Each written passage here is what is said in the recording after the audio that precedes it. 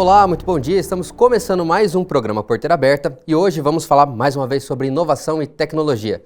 Trouxemos para conversar com a gente o professor e pesquisador da FATEC Senai Mato Grosso, Sr. Farrim Elias. Muito obrigado por disponibilizar um pouco de tempo para vir conversar conosco sobre essas tecnologias que estão sendo desenvolvidas aqui em Mato Grosso, né? Você tem participação ativa nisso.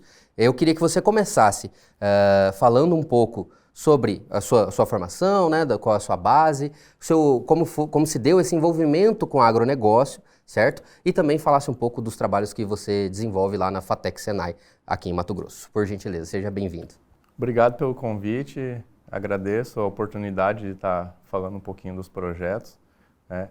Como você mencionou, eu sou professor pesquisador na FATEC Senai Mato Grosso, sou formado na área de ciências da computação, né? Possuo mestrado e doutorado na área de física ambiental e atualmente estou concluindo um MBA em Data Science, na área de análise de dados, né? E quando eu entrei na FATEC, eu tive a oportunidade, né, de atuar como interlocutor de inovação, né? Então, o que significa isso? Quando me fizeram esse convite, eu não sabia o que significava. E aí depois que eu fui descobrir que é uma pessoa responsável por disseminar e criar uma cultura de inovação, né, dentro do ambiente de trabalho, ou seja, na faculdade, juntamente com os alunos, e incentivar esses alunos a trabalharem com inovação, a desenvolverem, a empreender, né, criar esse ecossistema.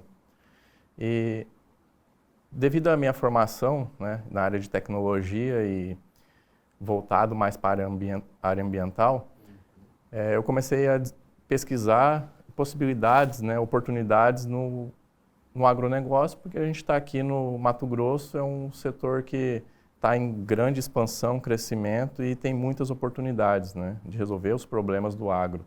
E tem muito problema para resolver também.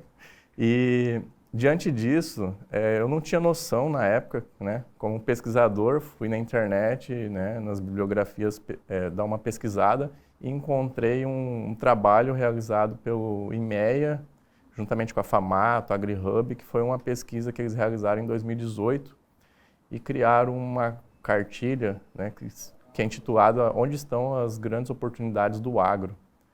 E nessa cartilha ele tem um ranqueamento, né, do estado de Mato Grosso, todos os problemas que foram levantados por região e por cidade. Então, tinha os problemas mais comuns, né, por menos comuns, e diante disso eu comecei a verificar quais eram os problemas que tinha e quais eu conseguiria propor um projeto, né, uma possível solução para esses problemas. E aí que foi o primeiro... eu consegui identificar alguns problemas que eu selecionei, que era o problema de classificação de grãos, né? A falta de previsibilidade de chuva, do tempo, né, para o agronegócio, não tinha precisão. E também a parte de tecnologias para o agronegócio. E aí, diante disso, eu tive a ideia de 3 projetos, né? Por conta da minha formação na área de física ambiental e da minha graduação, eu desenvolvi, na época, um data logger, que significa um coletor de dados, né? Então, eu posso coletar dados de sensores e armazenar essas informações. E, na época, com relação à previsão de clima, né, monitoramento climático, não tem eu pensei que como a gente utilizava no nosso programa de pós-graduação estações meteorológicas para monitorar essas variáveis do clima. Só que elas eram muito caras, então ela se torna inacessível para muitas pessoas, né, muitos produtores. E aí eu tive a ideia de tentar criar algo com baixo custo e que fosse possível instalar nessas propriedades menos beneficiadas, né, um pequeno e um médio produtor, e ter esse monitoramento.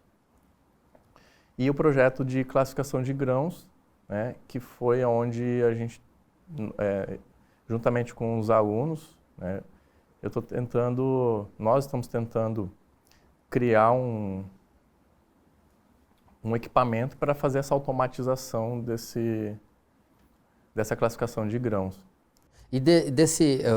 O curso específico que você ministra aula é o de tecnologia, de informação, de dados? Isso. Eu sou da área de tecnologia, então eu estou atuando diretamente nos cursos de análise e desenvolvimento de sistemas, agrocomputação, certo, que é um curso novo que surgiu de uma demanda da indústria, inclusive, né, os grandes produtores do estado, a MAGE, Bom Futuro, John Deere, Case, né?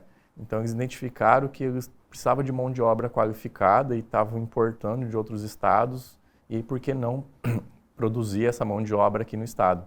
E aí foi que nós montamos esse curso de agrocomputação para atender a necessidade do agronegócio no nosso estado. Por essa permeabilidade que a tecnologia tem, as pessoas têm diversos caminhos que podem seguir, e talvez essa seja uma dificuldade do agro atrair também esses profissionais. A iniciativa de destinar um curso, um período, né, direto para a computação, para o agronegócio, é uma boa iniciativa, e acredito que já selecione esse público. Sim, né?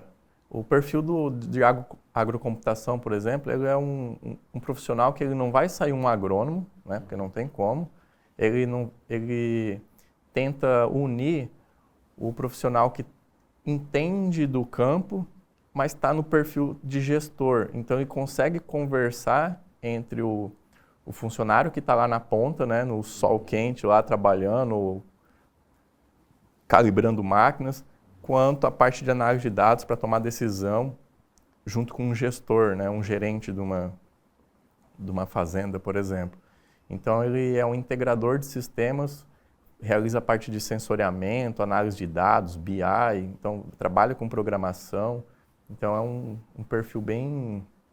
Apesar da área ser focada em tecnologia, ele precisa do embasamento do setor, né? Do agro. Ele tem que entender do negócio. Então, esse perfil foi criado justamente isso. O de tecnologia, né, entre outros cursos, análise de sistemas, ciência da computação, qualquer curso na área de TI, ele não tem esse estudo voltado para o negócio, né? Então, o agrocomputação não, ele já vai criando soluções específicas pensando no negócio, que é o agronegócio. Bacana. Fainha, eu vou pedir uma licença para você, só um minutinho. A gente já volta, vamos falar no próximo bloco sobre os projetos, certo? Que você toca, vamos entrar em cada um à parte, tá certo? Mas agora eu vou te pedir licença, porque agora a gente vai chamar o quadro InovaPEC para ficar por dentro das inovações e tecnologias do setor.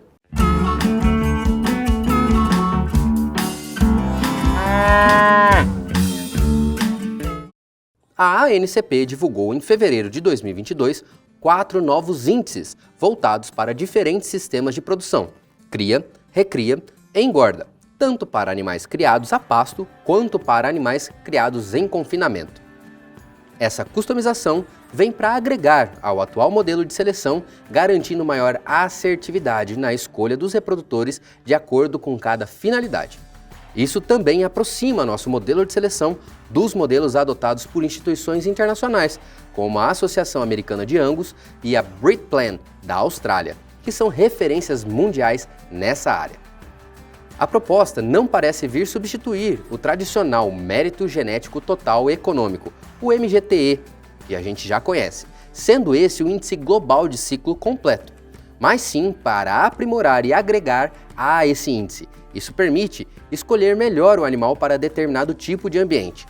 Os novos índices são MGTE-CR para cria, MGTE-RE para recria e engorda terminadas a pasto, MGTE-CO para recria e engorda terminados em confinamento e MGTE-F1 para recria e engorda de animais cruzados em confinamento. O objetivo, segundo a ANCP, é aprimorar a comunicação com o mercado da genética, facilitando que o pecuarista encontre o touro ideal para o seu sistema produtivo. Fainha, agora eu quero que você fale um pouquinho específico sobre os projetos. Podemos começar com o de rastreabilidade bovina, certo? Eu queria que você explicasse como que foi a ideação desse projeto, qual foi a necessidade que vocês perceberam, você já falou da pesquisa, né? Mas como também você escolheu os membros para participar desse projeto, tinha alguma afinidade com o pessoal da FATEC? Fala um pouco dele para a gente, por gentileza. Tá bom. O projeto de rastreabilidade bovina, Ele surgiu já tem um tempo. A iniciativa foi um aluno que estudava análise e desenvolvimento de sistemas, né? E ele queria desenvolver algo na área para finalizar o seu trabalho de conclusão de curso. Então, esse projeto iniciou-se como um projeto de conclusão de curso, e aí depois eu vi que teria mais possibilidades, mais campos de pesquisa, comecei a construir, né, desenhar um projeto de iniciação científica. E aí esse aluno inicialmente desenvolveu o projeto, a gente pensou nas tecnologias que tinha, né, começamos a pesquisar o mercado. Então, na época, isso antes de 2017, né, então já tem um gap grande, mas na época se utilizava bastante a questão do bastão, né, para fazer a leitura. Hoje ainda se utiliza, mas a tecnologia está evoluindo. E na época esses bastão, né, com as pesquisas, eles eram muito caros. E aí tinha todo o processo de fazer a leitura, e isso ficava inviável, né, para um pequeno produtor.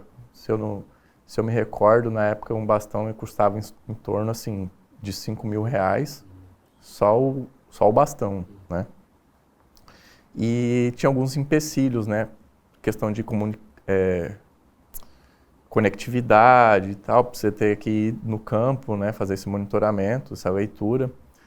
E aí a gente pensou, será que não dá para a gente fazer algo com um custo mais baixo e atender esses pequenos e médios produtores, né? E aí foi quando a gente teve a ideia de criar, através de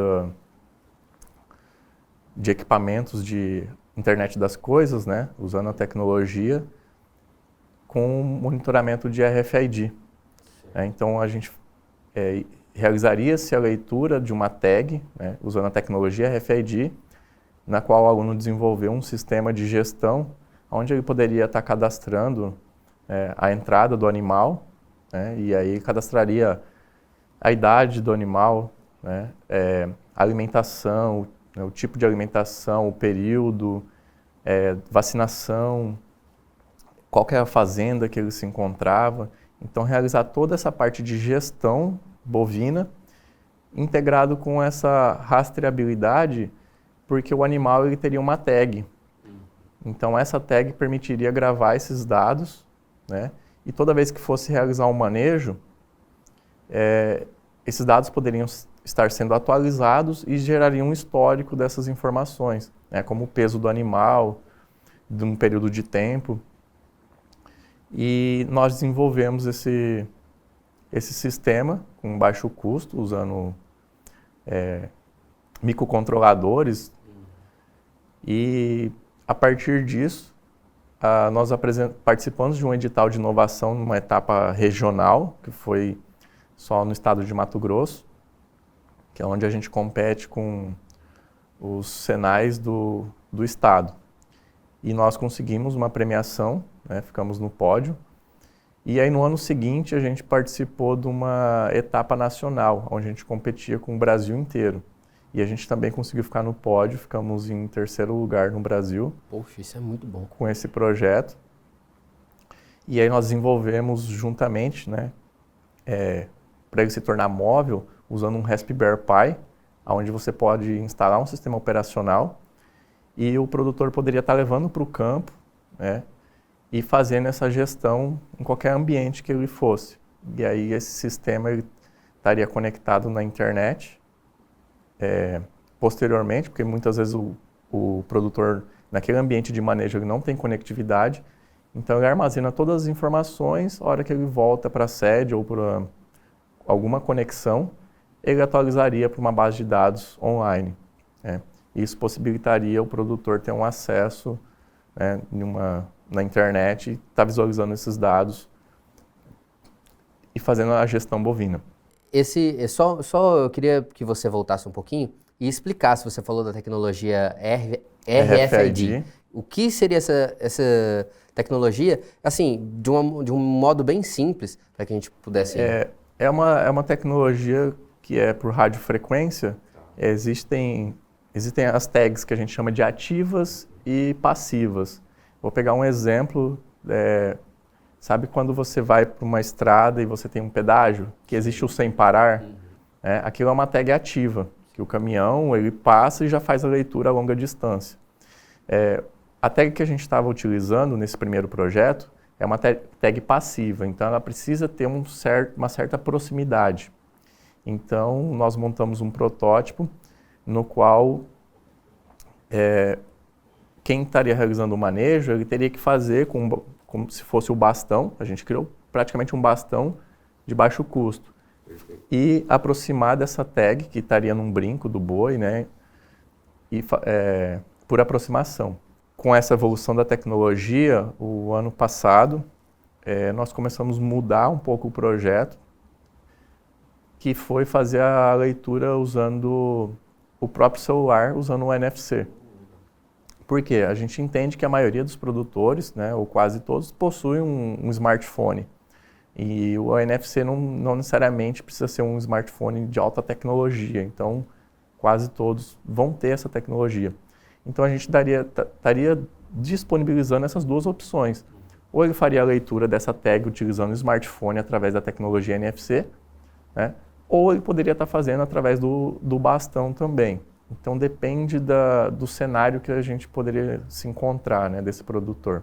Isso no aparelho, é através de um aplicativo? Ele baixa um aplicativo e utiliza como leitor? Isso. O sistema que a gente tinha desenvolvido primeiramente usando um Raspberry e um bastão, né, esse sistema ele estaria já junto com o produtor, como se fosse um notebook, ele poderia conectar um monitor e acessar o sistema, né, no momento do manejo. Essa outra tecnologia que a gente está em desenvolvimento, ela já utiliza diretamente um aplicativo no celular que ele vai selecionar, fazer a leitura, fazer as alterações direto na palma da mão. Puxa, isso é show de bola, muito bom.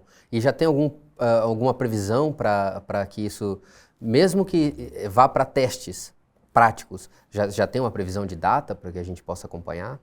Olha, a gente tinha uma previsão, né, e aí a pandemia acabou que atrasou muito, dificultou, como alguns dos projetos, membros das equipes fazem parte de alguns alunos e outros membros externos, como a gente tem duas etapas, né? A partir do momento que o projeto possa se tornar uma startup, né, não necessariamente ele depende da faculdade.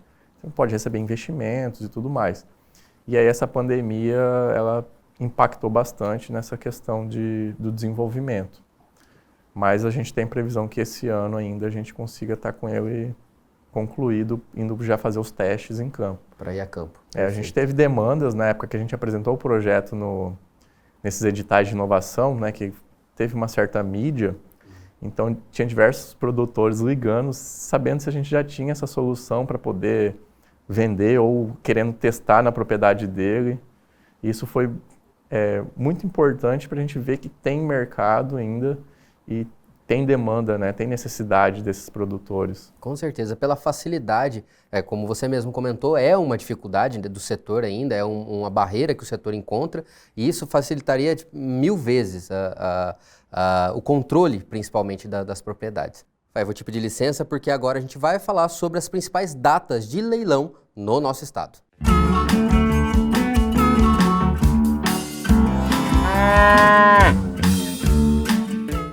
Começando pela Estância Bahia Leilões, temos o leilão virtual Criadores do Tocantins, no dia 14 de abril, acontecendo às 13h30, horário de Brasília. Serão ofertados 1.500 animais de corte para cria, recria e engorda, todos filmados e pesados. Ainda pela Estância Bahia Leilões, temos o leilão da Agromaripá. Do dia 10 de abril, às 20 horas, horário de Brasília, serão ofertados animais da raça Manga Larga Marchador. Já pela MB Leilões, também no dia 10 de abril, às 9 horas da manhã, horário de Mato Grosso, temos um leilão de cria, recria e engorda, animais 100% pesados e de qualidade. Ainda pela MB Leilões, temos no dia 13 o leilão Criadores de Poconé, a partir das 7 horas da noite, horário de Mato Grosso. Paim, a gente falou no último bloco sobre a rastreabilidade bovina, né, o projeto que você vem desenvolvendo lá na FATEC Senai. E outro projeto que me chamou a atenção quando a gente conversou é a respeito da previsibilidade de chuva, né? Esse controle com o clima, que também a gente fala que o agronegócio é uma indústria a céu aberto. Então a gente tem esse problema com o clima, né? Temos que estar de acordo com ele. E eu percebi pela sua iniciativa que vem para ajudar muito o setor. Queria que você também falasse um pouco sobre ele. Isso, esse é um projeto, ele iniciou em 2017, com o intuito de nós criarmos uma estação meteorológica de baixo custo. E com isso, também a gente foi premiados em alguns eventos nacionais e regionais e nacionais. E nós percebemos que esse projeto poderia evoluir, né? Porque estações meteorológicas, por ter estações, já tem algumas empresas que atuam no mercado, né? Ainda tem um preço elevado, né? A gente conseguiu desenvolver uma com um custo mais acessível, mas a gente teria que passar por uma etapa que nós falamos de ter um produto para mercado, né? E nós verificamos que um dos problemas maiores lá era a falta de previsão do clima, né? Especificamente de chuva. Então, como o produtor saber se vai realmente chover na propriedade dele? Existem algumas plataformas, né, que as empresas tentam fazer isso, mas ainda está bem carente, porque no estado de Mato Grosso a gente tem um problema de conectividade e nem todas as regiões possuem estações meteorológicas, um monitoramento de microclima. Então, é a mesma coisa que acontece aqui em Cuiabá. Vai chover em Cuiabá. Como que você sabe se vai chover no seu bairro ou não? Às vezes é uma chuva que é generalizada. Às vezes chove num bairro A e não chove no bairro B. De fato, choveu em Cuiabá.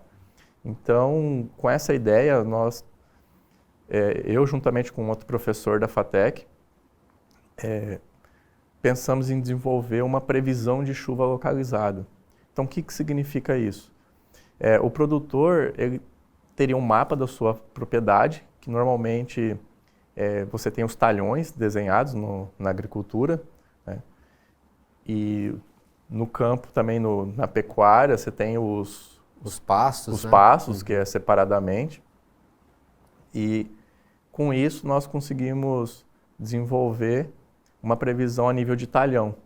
Então, o produtor ele poderia acessar esse aplicativo, né, essa plataforma, e verificar em qual talhão exatamente vai chover dentro da propriedade dele. Então, esse era o nosso principal objetivo. E aí fala assim, mas e a assertividade, né? Porque se fala que vai chover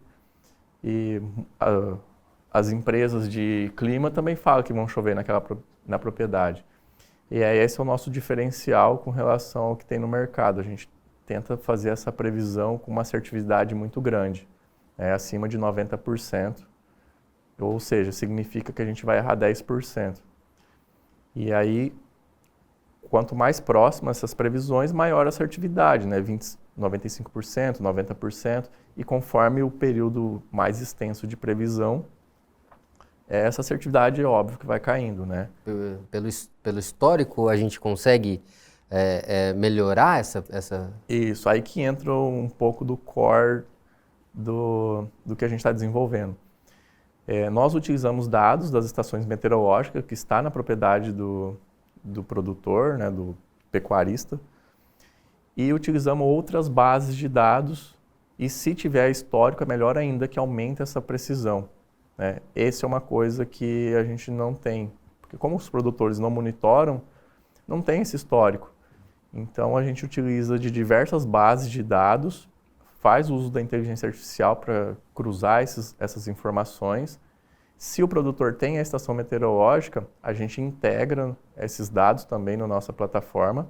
Se ele não tem, aí a gente poderia estar fornecendo uma estação de baixo custo para coletar esses dados, ou ele poderia comprar de uma outra empresa.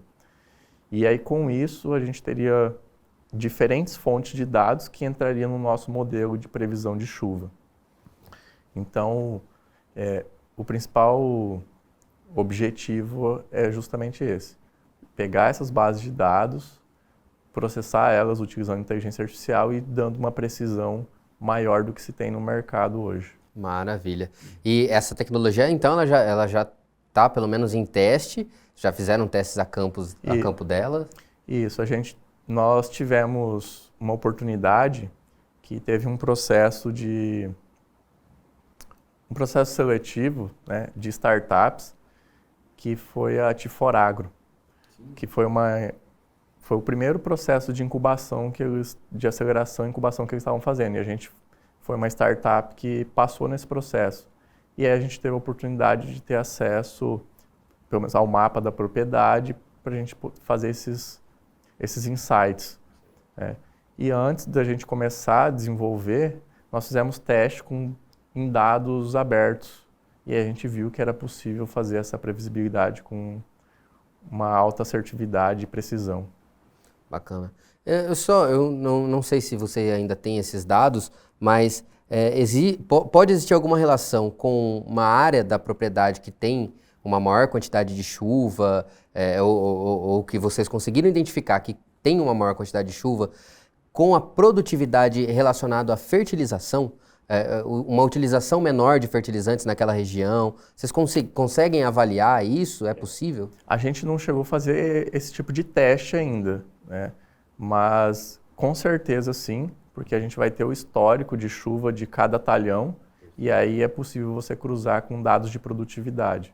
Então a gente sabe que na agricultura existe o coeficiente de cultura, né, o balanço hídrico, e isso é essencial, né, para você medir a produtividade. Então você sabe que durante o ano chove uma certa quantidade de chuva, né, que pode ser de forma distribuída ou pode ser de forma mais intensa, que nem está acontecendo esse ano, que aí provavelmente em uma época do ano vai ter uma falta de chuva, porque já choveu, né, fechando o balanço hídrico do ano, e aí isso pode prejudicar um pouco o manejo, a produtividade, mas é possível sim.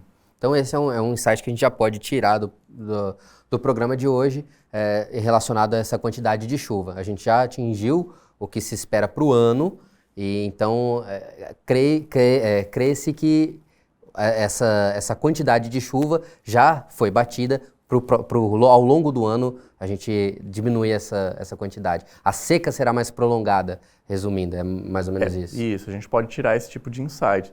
E uma das principais benefícios, né, dessa tecnologia é minimizar os custos, né, e evitar desperdícios, por exemplo, numa aplicação de um defensivo. Né? Se você sabe que vai chover, não tem motivo de você aplicar, porque você sabe que a chuva vai lavar e vai prejudicar aquela aplicação e você vai perder dinheiro. Né? Ou você vai aplicar um herbicida que depende de chuva, por exemplo, e aí você saber exatamente qual é o talhão que está tendo problema e se vai chover ou não, isso vai impactar diretamente na sua margem de lucro. Né? Essa linha é bem tênue, né? A gente precisa de chuva para a aplicação de defensivos e de inseticidas, herbicidas em geral, mas também não pode chover logo depois que a gente aplicou, senão perde todo o princípio. Exatamente. E até para fazer uma colheita ou um plantio, a gente depende da chuva, né? Hoje, então, se você saber exatamente onde que você vai chover, você pode planejar por onde você vai começar o seu plantio, por exemplo. Então, isso economiza drasticamente o movimento das máquinas, que é tudo a combustão, né? Diesel. Então, você não vai ter que remanejar a sua frota para um lugar que vai chover, porque você já remanejou, né? E aí chove, você tem que direcionar para onde choveu para você plantar. Então, se você saber, você pode ter um planejamento muito melhor e evitar esses custos desnecessários. Maravilha. Bom, a gente pode até voltar a falar sobre esse assunto, eu vou pedir licença para você mais uma vez, Faim, porque o nosso quadro Giro de Notícias ganhou uma roupagem nova e um nome novo, agora chama Pecuária News, e a gente vai ficar por dentro agora das principais notícias sobre o setor no Brasil e no mundo.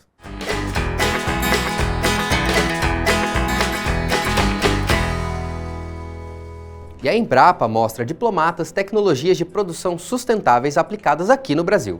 No intercâmbio promovido pela CNA e conduzida pela FAMATO, na semana passada, uma comitiva de diplomatas visitou pontos estratégicos da produção agrícola no estado de Mato Grosso. Entre eles, áreas onde são realizadas as pesquisas da Embrapa Agrosilvipastoril. Pesquisadores da Embrapa apresentaram soluções já aplicadas aqui no Brasil para garantir uma produção agropecuária mais sustentável, com maior produtividade, melhor conforto térmico para os animais, melhorando o balanço de gases de efeito estufa e preservando recursos como solo e água. As áreas de utilização desses sistemas em Mato Grosso estão em expansão. Um levantamento feito via sensoriamento remoto mostrou que de 2013 a 2019, áreas com sistemas ILP passaram de 1,1 milhão de hectares para 2,6 milhões de hectares no estado de Mato Grosso. A visita, além de surpreender alguns diplomatas pelo tamanho e pujança do agro brasileiro, também aproxima o Brasil dos países, possibilitando a abertura de canais para futuros acordos de cooperação técnica com instituições de outros países, além de desfazer mitos e inverdades sobre a produção brasileira. E falando em produção sustentável, o MAPA, em parceria com o BNDES, irá desenvolver uma calculadora para medir emissão de gases de efeito estufa. Agora, em abril, deve começar a primeira ação prática do acordo assinado em fevereiro, que é a publicação do edital para a seleção de empresas e instituições de pesquisas que se interessem em desenvolver o estudo que tem o intuito de elaborar um tipo de medidor do grau de emissão de gases de efeito estufa das fazendas. Deste modo, será possível mapear o quanto foi emitido de gases de efeito estufa por cada propriedade. O projeto possui uma segunda fase, que tem como objetivo desenvolver estratégias para estimular negócios voltados para investimentos de baixo carbono. A calculadora poderá ser usada para várias finalidades, inclusive para o plano ABC+. Também poderá ser usada como ferramenta de incentivos financeiros que beneficiem produtores que busquem produzir de maneira mais sustentável. Segundo o MAPA, o desenvolvimento desse projeto não tem como intuito penalizar nenhum produtor, mas sim incentivar a produção mais sustentável no país. E agora, Fainha, a gente vai conversando em off aqui, você comentou que observando a atitude de um dos projetos, né, o desenvolvimento de um dos projetos, vocês começaram a observar outras oportunidades também, né? Eu queria que você falasse um pouco mais disso para a gente. Exatamente, né? O primeiro projeto da estação meteorológica, de construir ela e monitorar as variáveis climáticas, permitiu a gente poder desenvolver, né, o projeto de previsão de chuva, a partir dos dados climáticos de microclima, né, coletados na própria região. E a partir disso, a gente conseguiu visualizar que poderia ser desenvolvido um projeto na área de previsão de possíveis pragas e fungos, né, numa determinada cultura, porque esses dados, essas pragas e culturas, elas se desenvolvem a partir de alguns fatores ou condições propícias climáticas que favorecem o desenvolvimento. Então, como a gente monitora diversas variáveis climáticas, né, como temperatura, umidade do ar, né, velocidade do vento, pressão atmosférica, temperatura, e isso faz com que a gente consiga cruzar esses dados, né, com base em dados de pesquisas científicas que a Embrapa e outros órgãos eles realizam essas pesquisas, né, em campo, e registram como é o comportamento, né, o surgimento dessas pragas, desses fungos. E até a velocidade do vento ou direção do vento pode impactar. Às vezes você tem uma cultura, né, pensando na agricultura, que você tem uma praga em um determinado talhão e você conseguir saber se aquela praga vai alastrar para um talhão ao lado, né? Pode ser que sim, dependendo da direção do vento, velocidade do vento, pode induzir ele a se propagar para uma determinada região.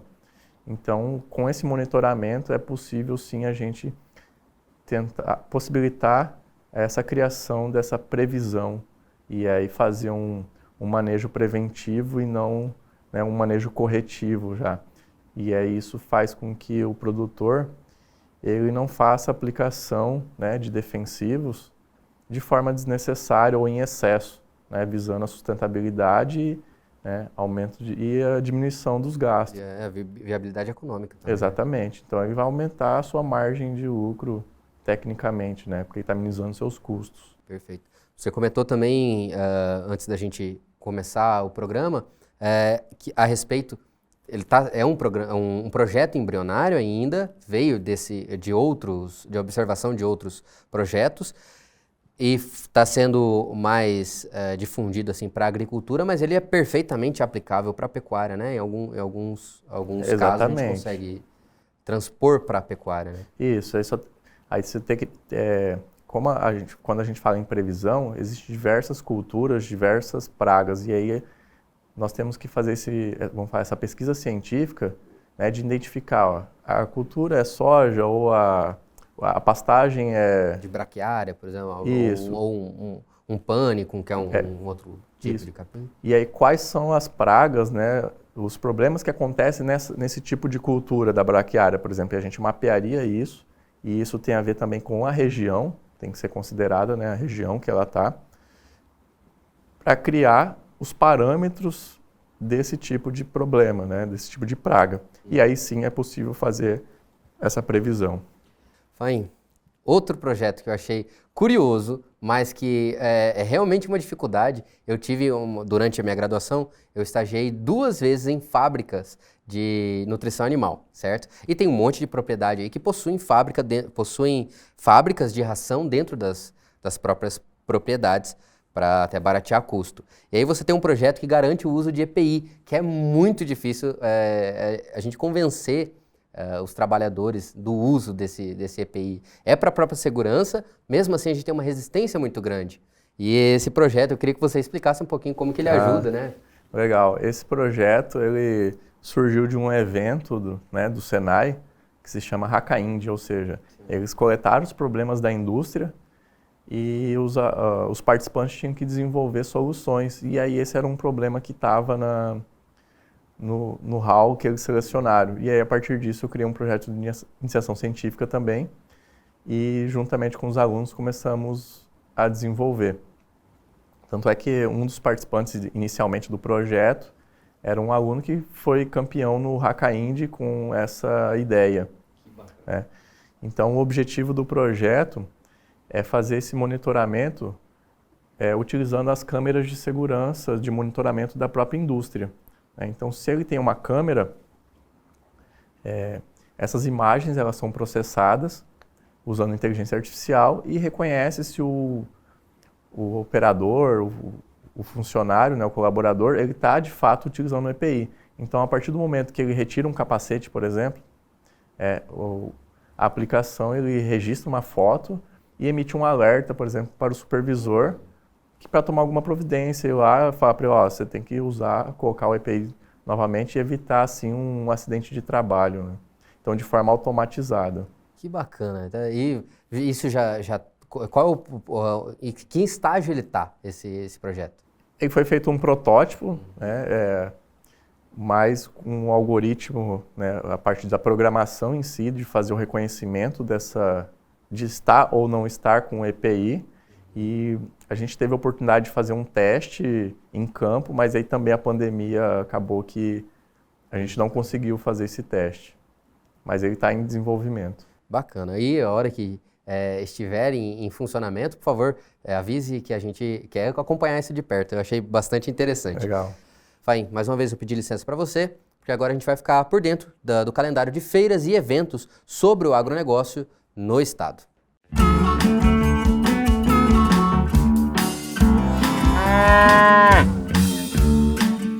No dia 9 de abril, no sábado, às 8 horas da manhã, horário de Brasília, temos o dia de campo do Grupo Resende, acontecendo na Fazenda Santo Antônio das Três Marias, em Santo Antônio do Leverger. Já dos dias 25 a 29 de abril, temos a nova edição da AgriShow 2022, acontecendo no Polo Regional de Desenvolvimento Tecnológico do Agronegócio, na cidade de Ribeirão Preto. Para mais informações, é só acessar agrishow.com.br. Bom, chegamos ao final de mais um programa Porteira Aberta. Faim, eu gostaria de te agradecer mais uma vez pelo tempo disponível aqui para vir conversar com a gente. Te convidar, sempre que tiver uma novidade, pode chamar a gente, vamos conversar. Vamos falar sobre as tecnologias, o programa tem um quadro sobre inovação e tecnologia, então sempre que tiver uma novidade, chame a gente. Mais uma vez, obrigado e vou separar um tempo agora para você dar suas considerações finais, por gentileza. Eu que agradeço, obrigado pela oportunidade. É sempre bom estar compartilhando, né, o conhecimento, divulgando o que está sendo desenvolvido no Estado, pensando na sociedade em melhorias para o nosso estado, né? Em desenvolver tecnologia, em desenvolver inovação, né? Eu estou muito grato por esse convite e grato pela oportunidade de trabalhar na FATEC, onde eu pude estar atuando como um pesquisador, né? Desenvolvendo soluções e desenvolvendo inovação. Perfeito. Ainda mais para o nosso setor do agronegócio, você está ligado diretamente com isso, né? Ajudando a achar soluções aí para os nossos problemas. Mais uma vez, muito obrigado. E se você quiser conferir esse programa novamente ou outros programas que a gente já gravou, é só acessar nossa plataforma de streaming agroplus.tv. Eu te aguardo no próximo sábado às 8 horas da manhã, aqui no programa Porteira Aberta. Até lá!